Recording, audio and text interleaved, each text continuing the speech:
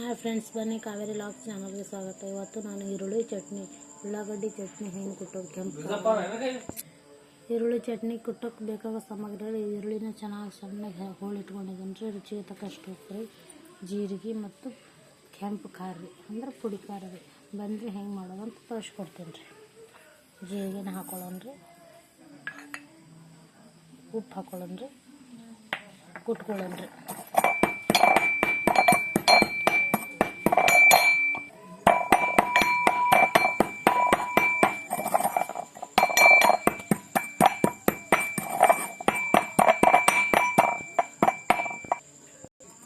ಇವಾಗ ಸಣ್ಣಾಗ್ಯದ್ರ ಜೀರಿಗೆ.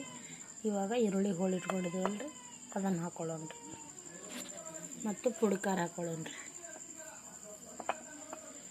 ಇವಾಗ ಚೆನ್ನಾಗಿ ಕುಟ್ಕೊಳ್ಳೋಣ ರೀ, ಎಲ್ಲ ಮಿಕ್ಸ್ ಮಾಡಿ.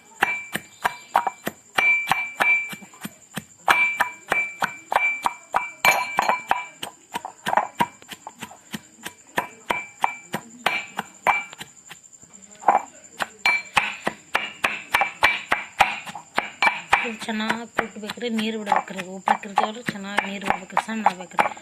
ಫುಲ್ ಸಣ್ಣ ಮಾಡಬಾರ್ದು, ಅಬಡಿ ಜಬಡಿ ಕುಟ್ಬೇಕ್ರಿ. ಇದು ಬಿಸಿ ಬಿಸಿ ಜೋಳದ ರೊಟ್ಟೆ, ಚಪಾತಿ ಜೊತೆ ಸಖತ್ತಾಗಿ ಟೇಸ್ಟಿಯಾಗಿರ್ತೈತೆ ರೀ.